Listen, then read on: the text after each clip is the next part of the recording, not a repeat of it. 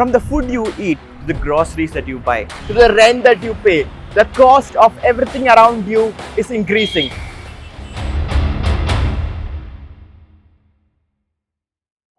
But are your salaries increasing?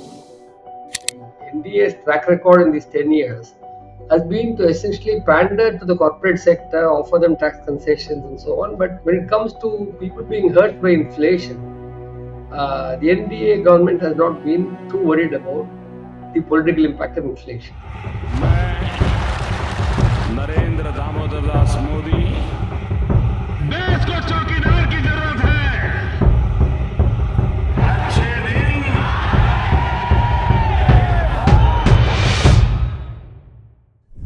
നമ്മൾ പാവങ്ങളാണ്. തൊഴിലുറപ്പിനൊക്കെ പോയി ആണ് ജീവിക്കുന്നത്. പിന്നെ സാധനത്തിനെല്ലാം ഭയങ്കര വില. வெஜிடேபிள் கூட வாங்கி சாப்பிட முடியலன்னா திருப்பி நம்ம எப்படி வாழ இருக்குன்றது ஒரு பிரச்சனை தான். இந்த மாதிரி ரேட் போய் ஒரு நாள் இருக்கிற ரேட் இல்லை, இன்னொரு நாள் இருக்கிறது.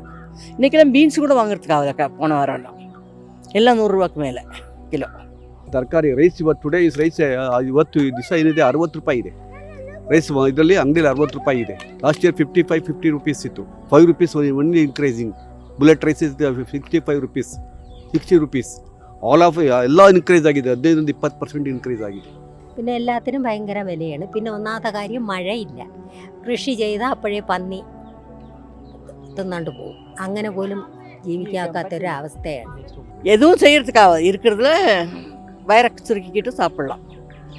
வாடகையும் கொடுத்து கரண்ட் பில்லும் கொடுத்து எப்படியோ போயிட்டுருக்கு வழி. The cost of preparing a basic vegetarian meal in India has gone up by 65% in 2023, while your wages rose by just over 25% in 2023. Let's just take a look at this. मैं आम तौर पर ये आंकड़े के चक्कर में नहीं पड़ता. If you were to eat a meal of rice, dal and curry, how much would it cost right now? For easy calculation, let's take a kilo. A kilogram of dal went up from rupees 105 in 2018 to rupees 169 in 2023. A kilo of rice went from rupees 32 to rupees 43, and a kilogram of cabbage went from rupees 40 to rupees 80. That cost rupees 292 as opposed to rupees 177 in 2018. That is a massive 64% rise. The Hindu's calculation is of course taking into consideration all other items as well. Regardless of your beliefs, ideologies, where you come from and what you do, one thing which affects everyone in India is price rise, or in more technical terms, inflation. Now, having said that, while you cannot control the country's inflation rates, you can definitely do your bit to promote good quality, fearless journalism by supporting independent media organizations. So become a TNM subscriber right now and help us in talking about the issues that affect you the most. Price rise affects everyone, and that's precisely the reason why every time elections approach, you see the prices of essential commodities going down. With the Lok Sabha elections around the corner, let's just take a quick glance at how the Modi government have been performing with regard to controlling inflation. Let's give credit where it's due. The BJP government under Narendra Modi did manage to bring down the inflation rates as compared to what it was during the last phase of the then UPA government. But there are reasons for this. During the last phase of the then UPA government under Manmohan Singh, there was a global financial crisis and the crude oil prices were also going up. In fact, Dr. Manmohan Singh himself said that handling inflation crisis was one of the UPA government's shortcomings. But when we say that the inflation rates have come down under the Narendra Modi government, which by the way did not last for too long, do not mistake it as the prices of commodities coming down. Inflation in itself means a rate of increase in prices.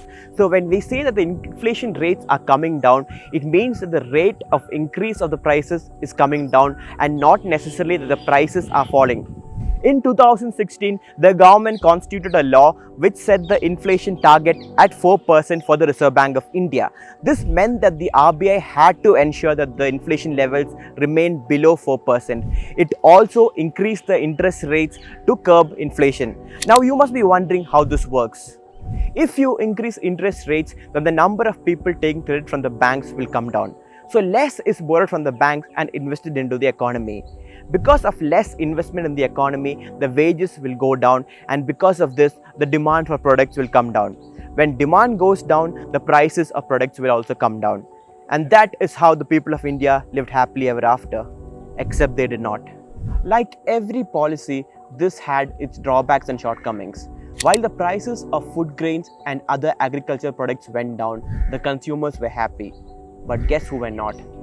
Our farmers, the people who produce these products. In order to achieve low food prices, the Modi government placed harsh restrictions on the sale of agricultural commodities. In fact, in 2019, Nobel Prize-winning economist Abhijit Banerjee said that India's farmers are paying the price for inflation targets, which means that every time the price of agricultural commodities go up, the government tries to bring down the prices by banning the exports of these products, which affected the farmers. Many of the experts also pointed out that keeping the interest rates high slowed down India's economic growth, although this argument is debatable. So what is the situation right now? To put it plainly, the last time the inflation rate stood below the targeted 4% by the RBI was in September 2019. In July 2023, the inflation rate was 7.4%, and in the 16 out of the 29 months prior to this, the inflation rate crossed the RBI's maximum target of 6%. Do you know what this means for the common people of the country? They have to cut down on the regular consumption of food, leading to a dent in the calories required for a healthy standard of life. In 2023, the prices of tomatoes crossed the rupees 100 mark. In fact, the average retail price of tomatoes went from rupees 56 per kg to rupees 156 in just a month. Remember that tomatoes are a very important ingredient in the average Indian diet. A study in 2023 also showed that 4 out of 10 households, or 40% of the Indian families, reduced milk intake or stopped its consumption completely after prices went up. Experts also point that food inflation is one of the major reasons for the country's growing malnutrition crisis, as well as the country's poor standing in the global hunger index. Let's also not forget the rise in fuel prices in 2022. LPG prices in India were the highest in the world. The petrol prices were third highest, while the diesel prices were the 8th highest. This is also a time when the global crude oil prices had come down. So how did India get to this point? Well, one could argue that it could be because of the disruptions caused by the COVID-19 pandemic. While this is true to a certain extent, this is not the entire case. So 2019-20, the last quarter, before we go into the pandemic period, had a growth rate of less than 4%, 3.2% or so. So we were really on a low growth rate by the end of the 2019-20 period, and 2020 was pandemic. Now, pandemic, of course, as I said to you earlier, meant supply disruption as well as demand collapse because of the lack of livelihoods and employment, and the whole, countrywide indiscriminate lockdown the Modi government imposed at very short notice in March 2020. Subsequently, I remember in that period the big complaint was GST revenues are falling. What do we do?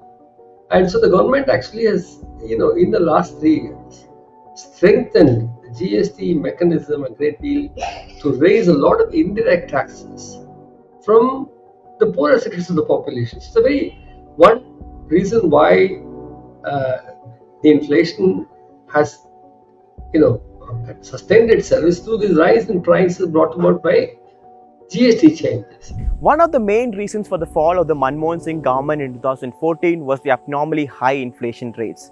An average retail inflation rate of 10.4% during the last 5 years of the UPA 2 government led to a sharp anti-incumbency when the 2014 Lok Sabha elections were around the corner.